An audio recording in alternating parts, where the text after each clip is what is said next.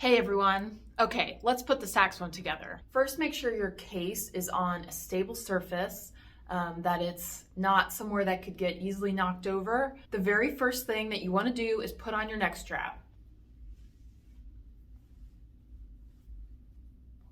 Okay, next, take the body or the main part of the saxophone out of the case. You're going to want to pick up the saxophone by the bell, so watch how I do that. And then I'm going to cradle it so that I don't drop it in my other hand. So this is how I picked it up from the bell here. The reason for that is that we don't want to be squeezing all these keys too much because we don't want to damage them. So the safest way is to be picking up the saxophone from anything that's just a solid part of the body. And let's attach the neck strap. Basically, the neck strap attaches to this circular loop here. Okay, next, take the end cap out of the top of the saxophone and you can just put that back in your case.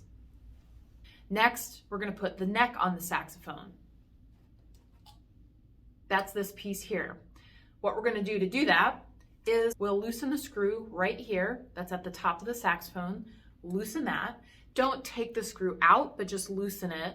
Now we can take the neck and we're going to also be pretty gentle with the neck. We don't want to be squeezing around like this. So I like to hold it kind of like this around the sides, just so that I'm not squeezing that piece on the top.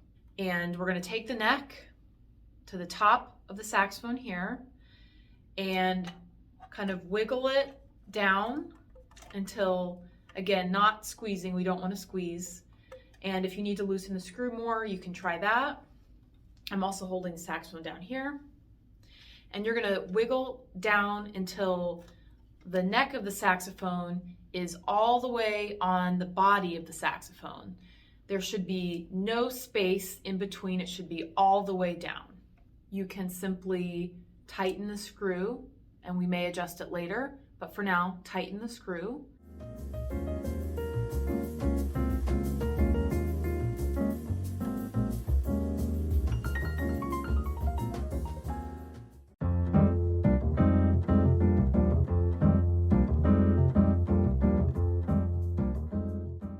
To put together a saxophone mouthpiece, make sure you have all the pieces, which will be the actual mouthpiece, the ligature, and a reed. All right, so you're going to want to start by taking the reed out of the plastic case it came in and basically wet the reed in your mouth to get it ready to play. So while you're doing all the other steps, you can just pop this in your mouth like this. And you're going to want to put it in with the thin side in, and be gentle. Reeds are fragile, but you want to put the thin side of the reed in your mouth, or you can also put it in a glass of water if you would prefer. Okay, so while the reed is either in your mouth or in a glass of water, just follow along with me real quick to get an idea of how we're going to put all this together, and then we'll go through it with the reed. So with the mouthpiece and the ligature, make sure to orient the ligature so that it's going the right way. And so how you'll know that is that there's one side of the ligature that's larger in diameter than the other side. So like this is the smaller side, this is the larger side, and you want the larger side to go first onto the mouthpiece. So this is how you're going to want the ligature to go onto the mouthpiece with the larger side. And then another cue that you can look for is that the screw or screws will always be on your right. So looking at the mouthpiece, the screw is going to my right. And that's going to be how we orient the ligature onto the mouthpiece.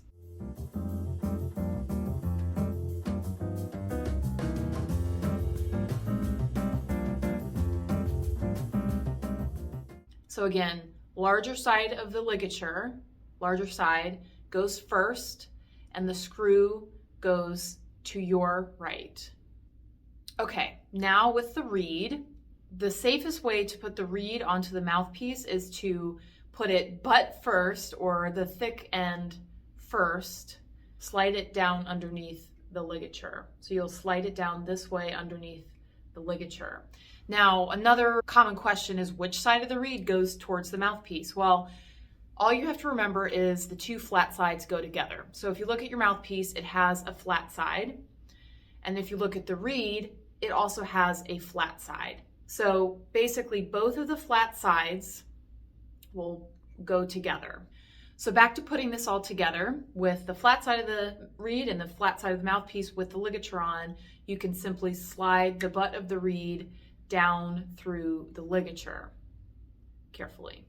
The reason that this is the safest method is because we're dealing with the thicker end versus, getting too close to the thin end where we might damage the reed. Okay, so once you have everything generally together, it's very important to line the reed up on the mouthpiece. Otherwise, we might not get a sound, we might get squeaks. Starting with this is still loose. I have not tightened down the screw at all. Everything is still loose. In fact, it's so loose that my reed fell down, so be careful, but start with the reed generally matched up to the sides of the mouthpiece. And then you're going to want to position the reed so that the tip of the reed is in line with the tip of the mouthpiece. So that's what this looks like here. And in fact, the way that I'm testing that is I'm pressing my thumb against the mouthpiece like that to make sure that it's all perfectly in line. Okay, the ligature is still not tight, it's still loose, but the reed is in the right place. So now let's get the ligature in the right place. A lot of times you can kind of just look at it visually to see if it looks centered. If you had the ligature all the way up here, that wouldn't look right. It's not centered on the thicker part of the mouthpiece.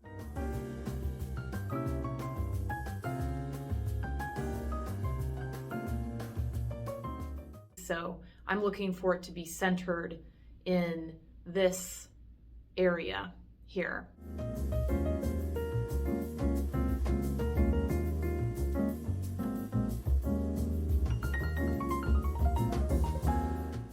Here's a quick and easy way to make sure that the placement of the reed is in the right spot, and also make sure your reed is working, because sometimes there are very small differences that we can't see as well with our eyes. So this mouthpiece pop test or mouthpiece seal test is a great way to check ourselves.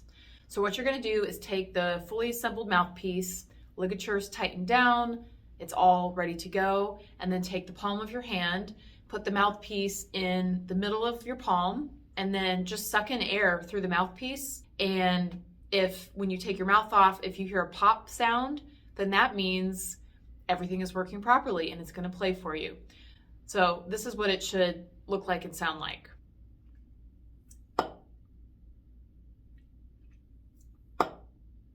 Just like that. So I put the mouthpiece in my palm, I pulled air through the mouthpiece to create suction, and then waited a second to see if it would release and pop. So that means my setup is working.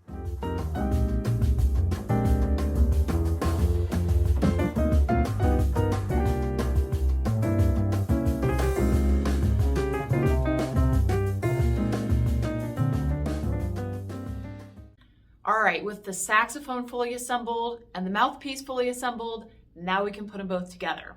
So the mouthpiece is going to go on the cork of the saxophone. Now it doesn't matter what type of saxophone you have, whether you have alto, tenor, soprano, baritone, all saxophones are going to have a piece of cork at the end here. And that's where the mouthpiece is going to go. So here's how you put it on. You take the mouthpiece, and assuming everything is all tightened down, you're going to move it onto the cork and use a twisting motion to push the mouthpiece down gently. We don't want to be too aggressive, but using that twisting motion to move the mouthpiece down the cork. And put it on so that the reed is down. We want the reed to be down and the tapered part of the mouthpiece facing up. So this is what it looks like. Now, as far as how far down the mouthpiece needs to go, right now all you need to know is that the mouthpiece should just be on the saxophone enough so that it doesn't wiggle around.